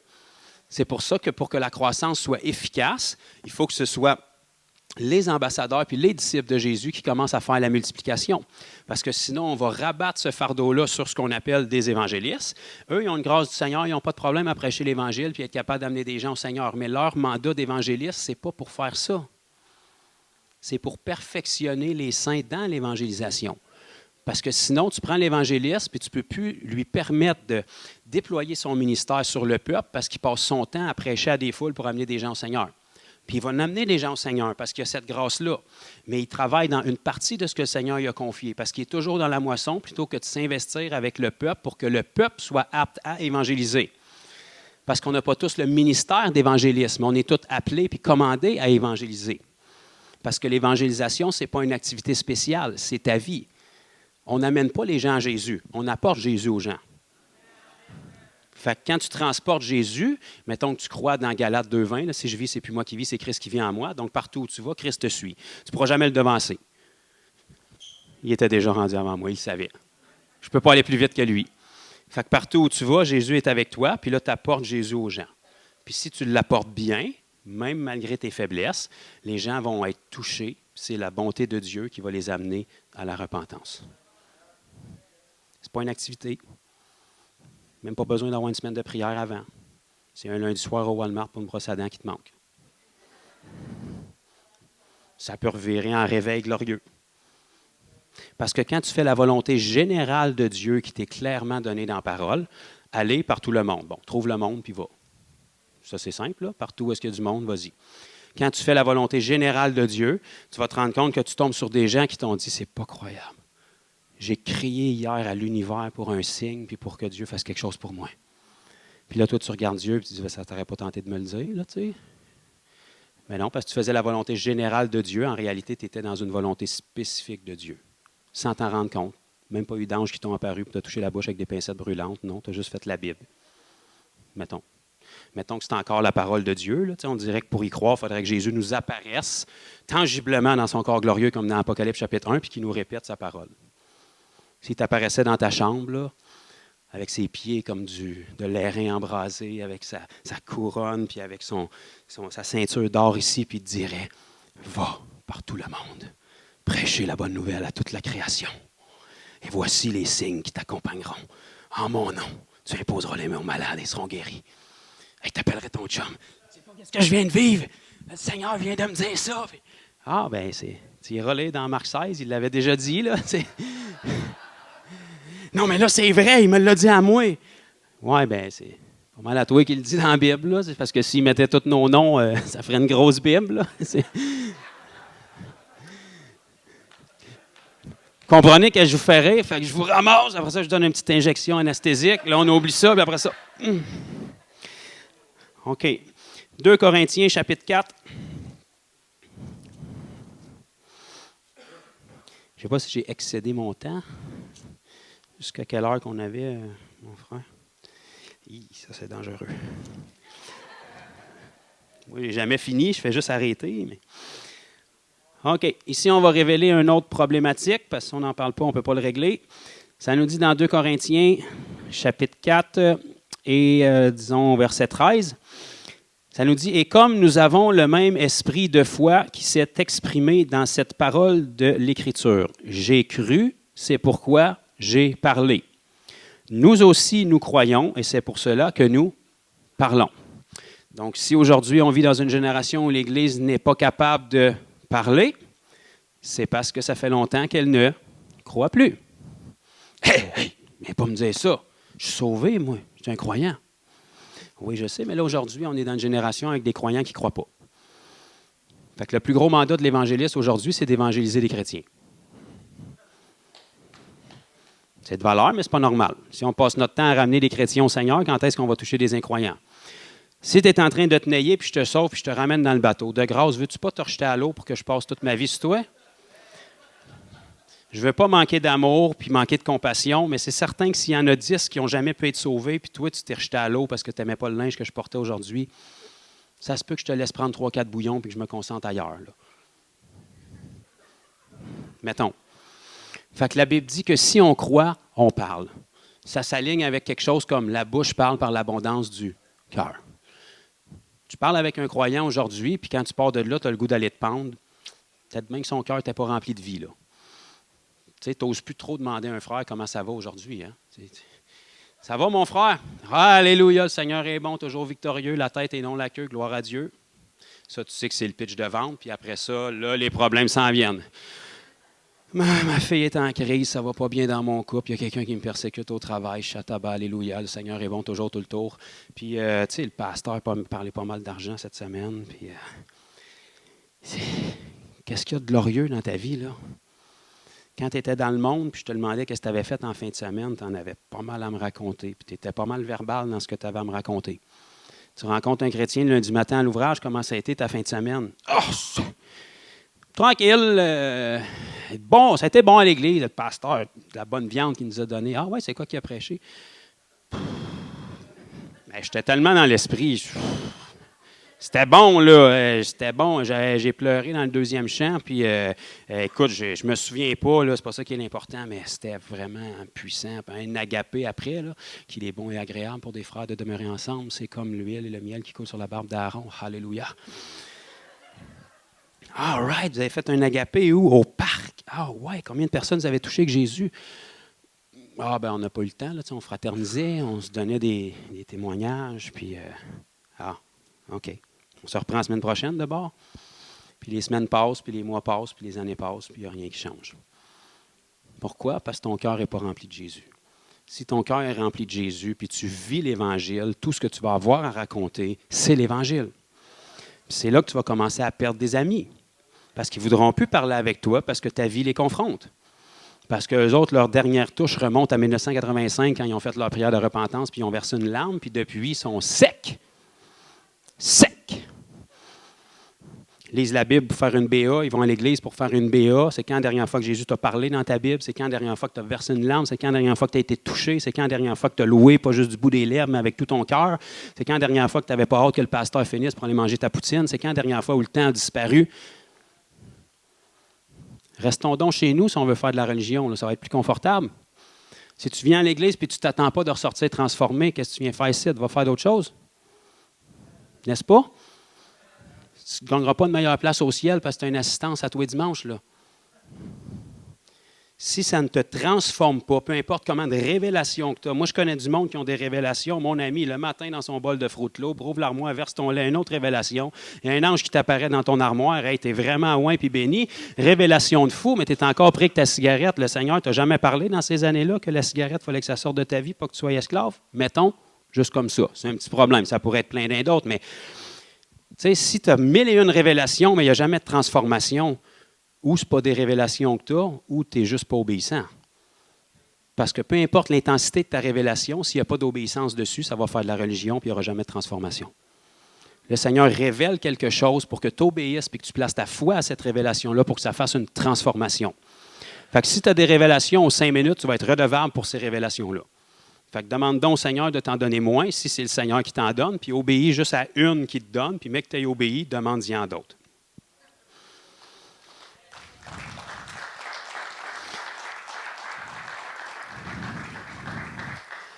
Même chose avec notre connaissance. On va être redevable devant le Seigneur pour la connaissance qu'on a. Aujourd'hui, on vit dans une génération où on a beaucoup trop de connaissances pour notre obéissance. Apprends-en donc moins, s'il te plaît. Si tu n'es pas pour y obéir, là, arrête d'étudier dans le grec puis dans l'hébreu comment guérir les malades si tu ne veux pas guérir. C'est correct? Parce que même que tu le saches dans toutes les langues, là, personne ne va être guéri encore. Puis quand tu rencontres un malade sur la rue, là, quand même que tu lui dis c'est quoi le mot guérison en hébreu, il n'y en a rien à battre. Commence par le guérir, puis ça va couper bien des discussions. Il ne sera même pas intéressé à l'hébreu puis au grec, il veut juste savoir comment tu as fait pour le guérir. Mettons. Donc, ici, ça nous révèle que si on croit, on parle. Donc ça, ce n'est pas une raison pour se taper sa tête et se condamner, c'est une raison pour se dire, OK, merci Seigneur de me corriger aujourd'hui puis de me parler. Si j'ai de la misère à parler de Jésus, inévitablement, c'est parce que ma relation a tiédi.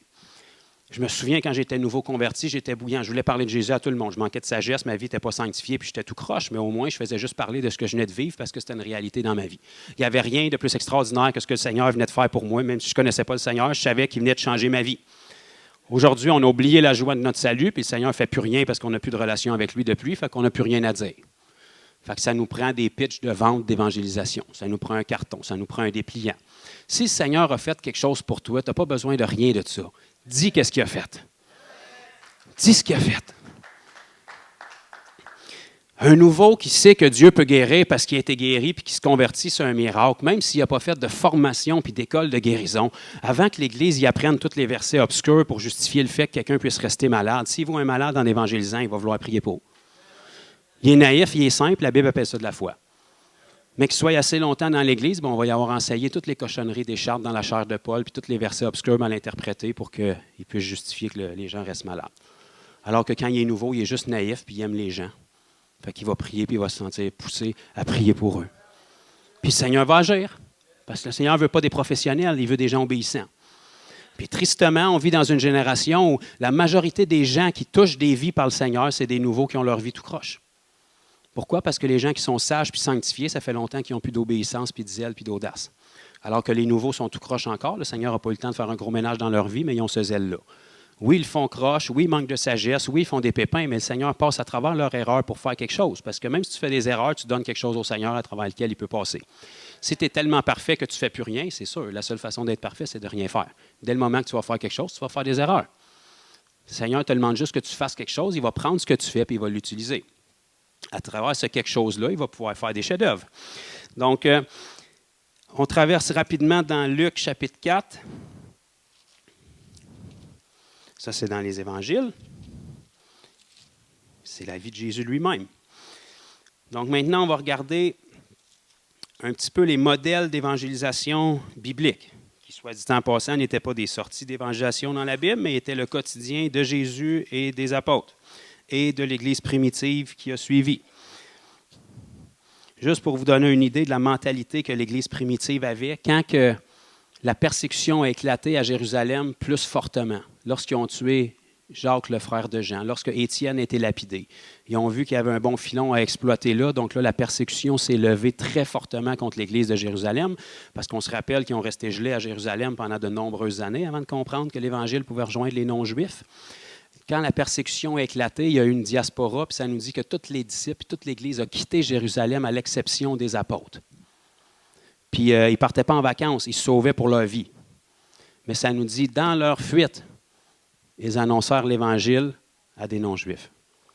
Il y avait une bonne perspective dans leur fuite. On est en train de se sauver pour notre vie, mais ça ne change pas notre mandat, puis on est encore des ambassadeurs. Sans s'en rendre compte, le diable venait se tirer dans le pied. En voulant détruire et diviser l'Église, il a fait que l'Église a éclaté et s'est répandue partout ailleurs que Jérusalem. C'est le diable qui amenait la persécution contre l'Église. Mais parce que l'Église avait une bonne perspective, Dieu a pris ce qui avait été planifié en mal contre eux et il l'a tourné en bien pour faire grandir le royaume. C'est comme ça que Dieu fonctionne. Donc, dans Luc chapitre 4, on a Jésus qui a été 40 jours dans le désert où est-ce qu'il a été tenté par le diable. Donc, juste pour vous donner une idée, Jésus était même pris, téléporté par le diable, puis amené au sommet du temple, puis toutes sortes d'affaires de même. Si ton frère te raconte ça dans l'Église aujourd'hui, tu vas lui dire, c'est sûrement un gros cas de délivrance. Tu sais.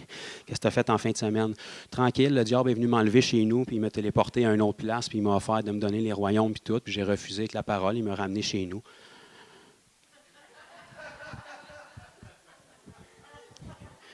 Pasteur, je pense qu'il a besoin de délivrance. C'est un gros cas. Apparemment, Jésus n'avait pas besoin de délivrance. Pourtant, il a vécu ça. Mettons. Donc là, quand il est sorti de là victorieux, toujours rempli d'esprit et de puissance, il est rentré dans la première ville, dans la synagogue. Ça nous dit qu'il se rendit à Nazareth, donc dans Luc chapitre 4, à partir du verset 16, où il avait été élevé, et selon sa coutume, il entra dans la synagogue le jour du sabbat et il se leva pour faire la lecture. On lui remit le livre du prophète Isaïe. Donc, l'ayant déroulé, il trouva l'endroit, parce qu'il n'y avait pas de chapitre puis de verset là, à ce moment-là, il trouva l'endroit où il était écrit « L'Esprit du Seigneur est sur moi ». Est-ce que l'Esprit du Seigneur est sur vous? Bon, il y en a 2, 3 là, c'est bon, fait qu'on va prier pour le baptême du Saint-Esprit peut-être tantôt. « L'Esprit du Seigneur est sur moi ». Bonne nouvelle. « Parce qu'il m'a oint ». Une autre bonne nouvelle, mais pourquoi donc il t'a oint? Je suis content que vous en parliez. Parce qu'il m'a oint pour annoncer une bonne nouvelle. Pas des jugements à venir, t'es pas bon, t'es pourri. Si tu pars d'ici, tu te fais frapper par un char et tu ne connais pas Jésus. Non, une bonne nouvelle. Aux pauvres, que ce soit naturel ou en esprit. De toute façon, tous ceux qui sont sans Christ sont pauvres. Il m'a envoyé pour guérir ceux qui ont le cœur brisé. Oui, effectivement, pour proclamer aux captifs la délivrance, ça fait toute partie de bonnes nouvelles, et aux aveugles le recouvrement de la vue. Fait qu'il n'est pas juste venu pour réparer les cœurs. Les yeux aveugles sont vraiment aveugles. Il est venu pour ouvrir les yeux des aveugles aussi. Ça, c'est un miracle physique. Ça fait partie de la bonne nouvelle. Pour renvoyer libres les opprimés et pour publier une année de grâce du Seigneur. Et cette année-là, elle se poursuit encore 2000 ans après parce que c'est la même bonne nouvelle du même Jésus qui est ressuscité. Donc, la bonne nouvelle avec laquelle on a été mandaté en tant qu'ambassadeur, la façon de l'annoncer, c'est le mode d'emploi qu'on vient de lire ici. Libérer les captifs, guérir les malades, restaurer les cœurs brisés. Fais ça, puis apparemment, les gens vont le percevoir comme une bonne nouvelle, puis ça se peut qu'ils désirent ton Jésus. Nous, on ne veut pas faire ça. Donc, on a d'autres façons plus favorables qui accommodent notre chair et qui ne nous demandent aucune foi. Pourtant, dans ma Bible, ça dit encore dans Hébreux 11.6, sans la foi, il est impossible de lui être agréable.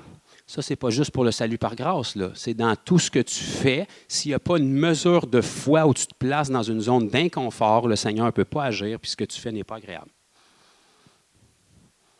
Que tu fasses la louange ici, que tu laves les toilettes, que tu parles de Jésus aux gens, il faut que tu te places dans une position où est-ce que si Dieu n'intervient pas, tu es dans tes propres efforts. Donc, c'est ton talent. C'est tes aptitudes naturelles. Va dans une zone d'inconfort qui est au-delà de tes compétences, puis où est-ce que tu sors de tes compétences, tu entres dans les compétences du Seigneur. Quand tu rentres dans la portion de foi où est-ce qu'il faut que Dieu intervienne parce que toi, c'est hors de ta capacité, alors et seulement alors, tu commences à être agréable au Seigneur dans ce que tu fais. Fait que si dans ton évangélisation, un athée à côté peut faire la même chose si tu lui expliques comment faire, quelque chose qui cloche. C'est très bien de nourrir les pauvres, là, mais un athée peut faire ça. C'est très bien de vêtir ceux qui n'ont pas de vêtements, mais un athée peut faire ça. C'est très bien d'aider une vieille femme qui tombe en traversant la rue, mais un athée peut faire ça. Il ne faut pas arrêter de faire des bonnes œuvres. Mais la Bible nous dit dans Matthieu 5 que votre lumière brille ainsi devant tous les hommes afin qu'ils voient vos bonnes œuvres et qu'ils glorifient votre Père qui est dans les cieux. S'il n'y a pas besoin de foi dans les bonnes œuvres que tu fais, tu peux être sûr que les gens, ce n'est pas ton Père qui vont glorifier. Ils vont dire, ah, tu es une bonne personne, tu es rempli d'empathie, tu es tellement gentil, tu es tellement sympathique. La gloire n'ira pas à Dieu, elle va aller à toi. Ça veut dire que les œuvres auxquelles le Seigneur fait référence, qu'il nous a investis avec, c'est des œuvres qui vont faire que quand les gens regardent à notre vie, ils doivent donner la gloire à Dieu et à Dieu seul. Parce qu'ils vont savoir que ces œuvres-là sont en dehors de nos capacités. OK? Donc ici, on lit selon Jésus ce que c'est la bonne nouvelle, la première fois qu'il est envoyé pour accomplir la prophétie que Isaïe avait donnée. Maintenant, on traverse rapidement dans 1 Corinthiens. On arrive presque à la fin, il me reste qu'une écriture après. Donc, 1 Corinthiens, bien évidemment, c'est Paul qui écrivait à la communauté de Corinthe, une des nombreuses qu'il avait fondées. Au chapitre 2, Paul, je pense qu'on peut dire qu'il a eu un ministère assez fructueux. En tout cas, moi, je pense ça, là, je ne sais pas pour vous. Parmi tous les apôtres, c'est celui qu'on a le plus de détails. Donc, on peut plus facilement scruter son ministère. Et on sait qu'il a réussi à bouleverser le monde à son époque. Donc, probablement qu'il avait saisi quelque chose qui semblait bien fonctionner. De toute évidence, mieux que ce que je vois depuis le début de ma vie ici en Amérique. Et il leur disait ici aux Corinthiens, en fait, il leur rappelait, à partir du verset 1 du chapitre 2, « Pour moi, frères, lorsque je suis allé chez vous ». Donc, lorsqu'il dit « lorsque je suis allé chez vous », ça fait référence à la première fois qu'il est allé à Corinthe, quand il n'y avait pas d'église de Corinthe. C'était juste la ville de Corinthe. Parce que le mandat d'un apôtre, ce n'était pas de rentrer dans une ville et essayer de proposer une meilleure église pour vider les autres églises. C'est de rentrer dans un endroit qui n'a aucune conversion, faire des miracles pour attirer la foule, leur expliquer pourquoi les miracles se produisent, prendre les familles qui se convertissent là, puis commencer une église avec ça. Fait que là, Paul faisait référence à la première fois qu'il était rentré à Corinthe pour faire ça. Puis là, il leur disait le mode d'emploi.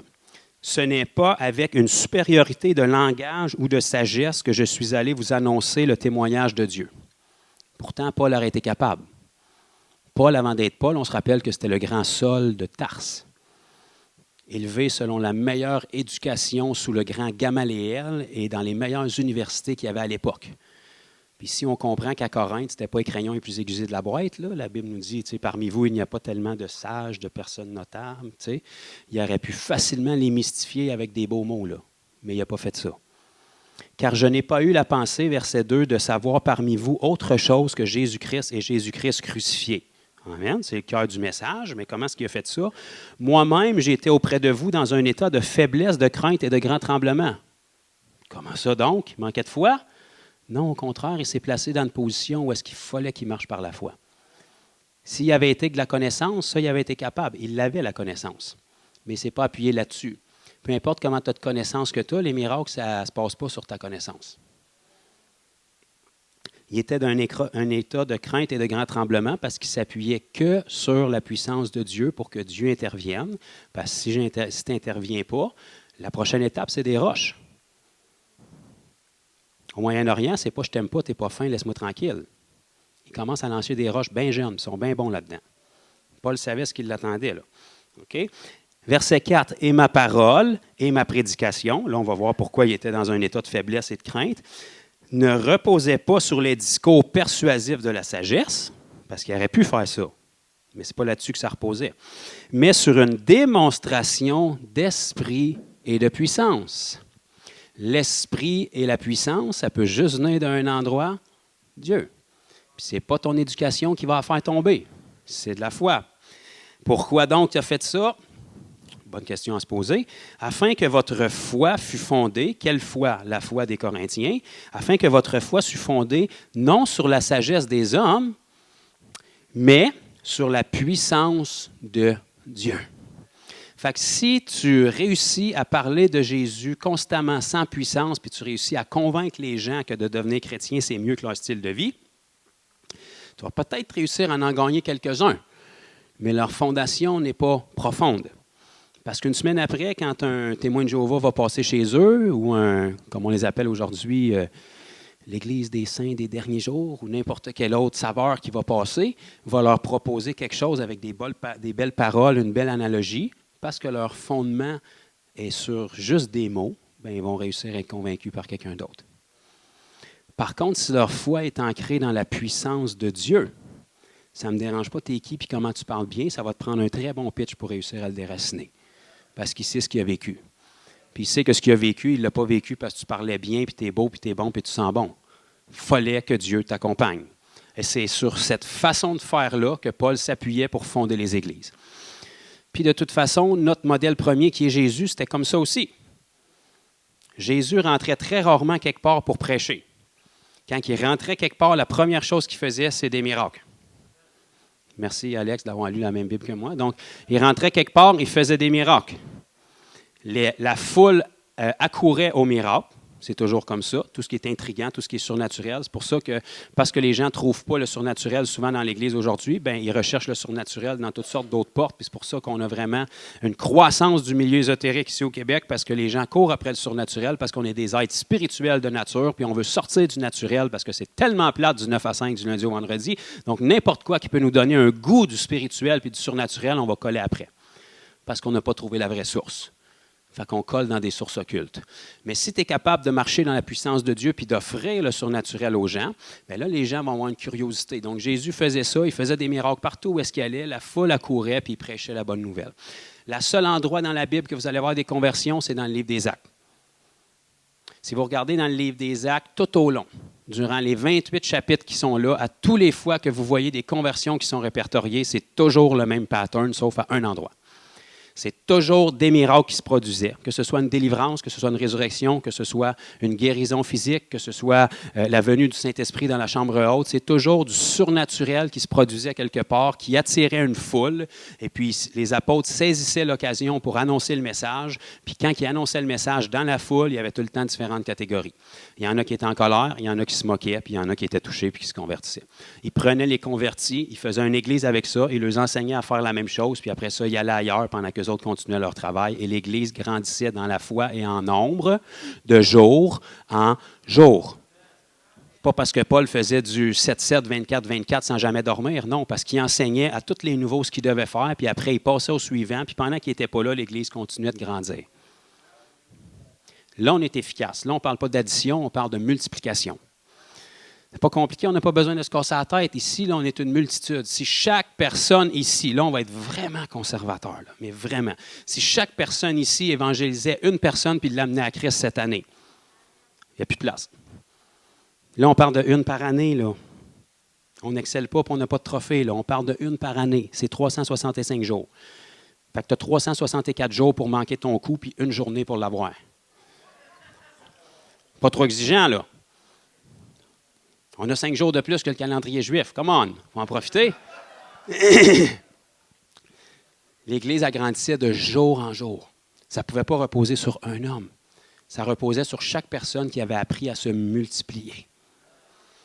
Donc ici, on voit que Paul s'appuyait vraiment sur des démonstrations d'esprit et de puissance. Puis partout dans le livre des Actes, l'emphase est principalement sur Paul. Vous allez voir que c'est toujours le même pattern.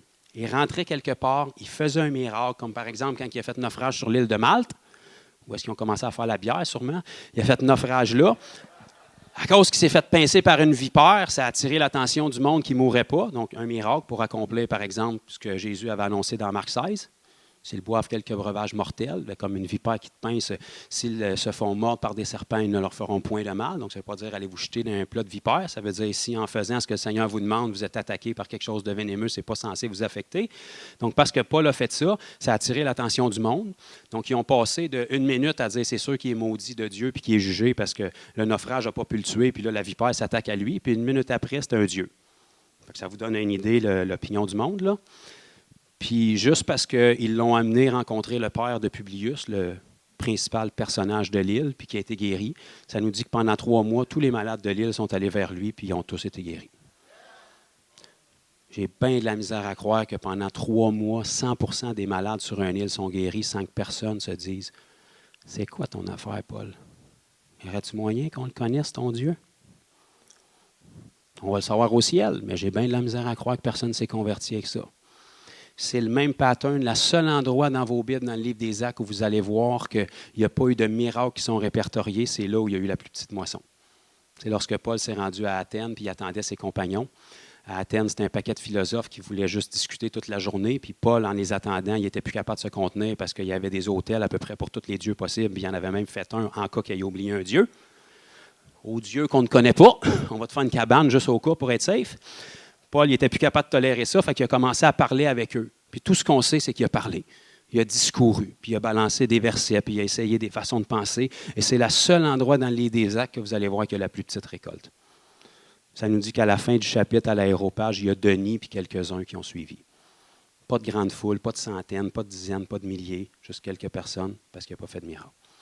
tous les autres endroits où est-ce qu'il y a eu des masses de conversion, que ce soit 3000 au jour de la Pentecôte, que ce soit 5000 dans le chapitre suivant, quand le boiteux à belle porte du temple a été guéri, puis ainsi de suite. C'est toujours la puissance de Dieu qui déclenche l'ouverture des cœurs pour venir semer l'Évangile. La puissance est dans l'Évangile. Elle va s'enraciner dans les cœurs. Mais si tu jettes une semence, je peux avoir la meilleure semence aujourd'hui, si je la plante ici sur le stage, j'aurais beau arroser, d'après moi, dans 10 ans, ça ne poussera pas fort. Le problème, ce n'est pas la semence, c'est le sol. Ce n'est pas propice. Fait que l'Évangile, c'est la puissance qui a le pouvoir de transformer quiconque. Mais si tu balances ça sur le béton, ça ne fera rien. Qu'est-ce qui arrive quand tu arrives avec la puissance de Dieu? Tu fracasses les cœurs. La Bible nous dit, si le rocher tombe, si Christ tombe sur le rocher, il va être écrasé. Mais si les cœurs de pierre tombent sur Jésus, ils vont être brisés. Donc, si tu prends quelqu'un qui a un cœur de pierre et tu y manifestes la bonté de Dieu par un miracle, il y a des chances que tu remues la terre de son cœur, puis quand tu vas venir mettre la semence de l'Évangile, là, ça va pouvoir prendre racine. Ce n'est pas obligatoire, mais il y a des bonnes chances que c'est ça qui arrive. En tout cas, c'est comme ça que les apôtres ont fait, puis ça semblait bien marcher pour eux. Puis avec le recul, si je regarde dans ce que je connais de la chrétienté, puis ce que j'ai vécu dans ma vie, c'est la façon qui marche le mieux aussi.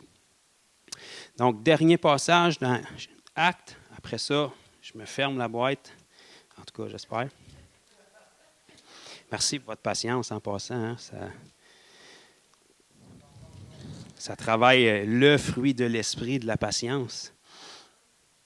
Actes chapitre 4. Ici, on va voir quelque chose de vraiment révélateur. Souvent, on idolâtre les apôtres là, comme des hommes extraordinaires. Puis c'est vrai qu'ils ont fait des choses phénoménales, mais c'était des hommes comme vous puis moi. Puis dans la chambre haute, en passant, il n'y avait pas juste des hommes. Hein? Il y avait des femmes aussi. Entre autres, Marie, la mère de Jésus. Juste comme ça, là, elle attendait le Saint-Esprit comme toutes les autres. Donc, Actes chapitre 4. Là, on se rappelle qu'au chapitre 2, il était 120 à attendre la promesse du Père. J'aimerais ça juste rouvrir une parenthèse sur ça aussi. Jésus, dans Actes chapitre 1, verset 8, leur a dit « Attendez à Jérusalem ce que le Père a promis. Vous recevrez une puissance, le Saint-Esprit surviendra sur vous, pas en vous, parce que déjà dans le chapitre 20 de Jean, il avait soufflé sur eux pour qu'ils reçoivent le Saint-Esprit, mais là, il disait à ces mêmes apôtres-là, vous recevrez une puissance, le Saint-Esprit surviendra sur vous, ça fait une différence avec le Saint-Esprit en vous, et vous serez mes témoins. Donc, la première raison pour la promesse du baptême du Saint-Esprit et de feu, ce n'est pas pour parler en langue, ce n'est pas pour faire le bacon, ce n'est pas pour avoir une connexion, pas une intimité avec Dieu, bien que c'est extraordinaire de l'avoir, c'est pour être un témoin. Le mot témoin veut dire un martyr, un sacrifié, quelqu'un qui est prêt à donner sa vie pour la cause. Fait que si on a reçu la puissance du Saint-Esprit, c'était ça qui était dans le contrat. Soyez conscients d'une chose, le feu de Dieu dans l'Ancien Testament, il tombait toujours pour consumer les sacrifices puis les offrandes. Si tu veux que le feu de Dieu continue à brûler sur toi, il faut que ta vie soit offerte en sacrifice. Jésus, ce n'est pas une option de ta vie, ça doit être ta vie. Ce n'est pas toi qui décides ton horaire, c'est lui qui décide, c'est son mandat. Essaie pas de trouver de la place pour Jésus dans ton horaire, essaie de trouver de la place pour ton horaire dans Jésus. C'est Jésus qui est en premier. Si ta vie est offerte en sacrifice, puis que Jésus a la priorité sur tout, le feu va continuer de brûler puis de consumer sur toi. Si tu laisses rentrer des choses dans ta vie qui se placent entre toi et Dieu, là, tu vas t'y dire, même si tu as été baptisé du Saint-Esprit, il y a 10 ans, 15 ans, 20 ans. Donc, le but premier de la puissance du Saint-Esprit, c'était pour être un témoin. Puis la preuve que ça a fait ça, dès le moment où ils l'ont reçu dans la chambre haute, la première affaire qu'ils ont fait, c'est qu'ils ont sorti puis ils ont prêché. C'est pas compliqué. Puis il y a eu le premier flot de conversion. Et ces mêmes 120-là qui avaient été remplis du Saint-Esprit, qui ont prêché fondation de l'Église. Première journée que l'Église est fondée, 3000 conversions. Ça a de quoi rendre un pasteur heureux. Hein? Ça part bien. Ça part bien. Personne ne les avait formés. Ils n'avaient suivi aucun cours de leadership. Il n'y avait même pas de Bible encore. Ils ont reçu le Saint-Esprit. Ça a attiré la foule parce qu'il y avait quelque chose de surnaturel qui venait de se passer. La Bible ne nous dit pas qu'il y a un ange qui est apparu à Pierre pour lui dire quoi faire. Il s'est dit, waouh, il y a une foule, puis ils veulent savoir qu'est-ce qui se passe. C'est peut-être le bon moment. Peut-être c'est Dieu qui orchestre ça pour que je leur donne l'Évangile. On va l'essayer en tout cas. Fait qu'il a balancé l'Évangile, puis il y en a 3000 qui se sont convertis. Baptisés la même journée. Alléluia, amen. Fait que soit que tu prends 3000 personnes baptisées par les 12 apôtres, ou qu'il y a d'autres mondes qui baptisaient là-dedans. Je dis ça de même, là. Si tu impliques les 120, ça fait une moyenne de 25 baptêmes chaque. Fait qu'il y avait de la mer à tatiner là. Donc, ils reçoivent la puissance du Saint-Esprit dans le chapitre 2. Ils ont 3000 conversions. Chapitre 3, encore une chose extraordinaire qui se passe avec le boiteux à la belle porte du temple. La Bible nous dit que le nombre des croyants monte à 5000. C'est-tu 5 000 de plus ou c'est 2 000 de plus que le 3 000? Je te laisse débattre ça, gloire à Dieu quand même. Fait qu'on est rendu à minimum entre 5 000 à 8 000.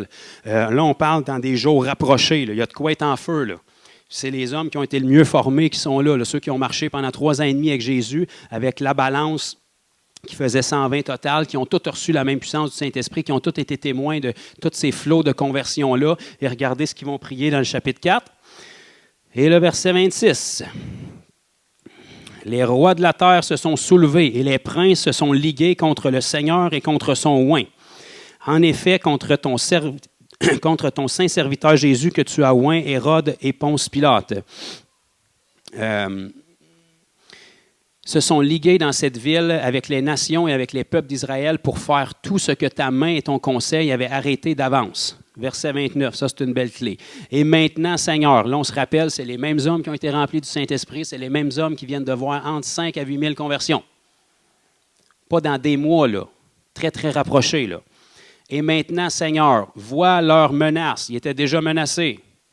Vois leurs menaces et donne à tes serviteurs d'annoncer ta parole avec une pleine assurance. Comment est-ce qu'ils ont fait ça? Bonne question à se poser. En étendant ta main pour qu'il se fasse des guérisons, des miracles et des prodiges par le nom de ton saint serviteur Jésus. Qu'est-ce qui donnait l'audace à ces hommes et à ces femmes-là? Les miracles. Pourtant, ils étaient remplis du Saint-Esprit, pourtant, ils avaient été formés par Jésus, pourtant, ils venaient de voir des conversions, mais quand la menace et la persécution se lèvent, ils sont humains comme tout le monde. Comme tout le monde. Comme vous et comme moi. Ça ne me dérange pas comment de miracle tu vas avoir vu, comment de conversion tu vas avoir vu. Dès que l'opposition se lève, ce n'est pas confortable dans ta chair. Tu dois te rabattre sur la même prière qu'ils ont dit. Étends ta main pour qu'il y ait des signes, des prodiges et des miracles, parce que ça ne me dérange pas comment introverti tu penses que tu es, puis comment tu penses que ce n'est pas ton appel. Quand le Seigneur fait un miracle à travers tes mains, tu te trouves un petit paquet de courage tout d'un coup. Tu ne sais pas il était caché où, mais il arrive tout d'un coup. Quand la personne te regarde comme si tu étais un Dieu, alors que le matin même, tu pensais que tu n'étais pas sauvé, tout d'un coup, tu as comme un petit regain de courage qui vient. Quand elle te prend tes mains et qu'elle regarde dedans comme s'il y avait de quoi de spécial, puis qu'elle dit « Qu'est-ce que tu viens de faire? » Moi, je suis un enfant de Dieu. Alléluia. Bam! T'es humain, puis moi aussi, c'est comme ça. Puis c'était comme ça pour les apôtres. Fait qu'il ne faut pas se surprendre aujourd'hui que l'Église n'est pas capable de parler, puis elle bégaye, puis elle ne sait pas quoi dire. Il n'y a pas de puissance. Ramène la puissance, puis tu vas te trouver de quoi dire.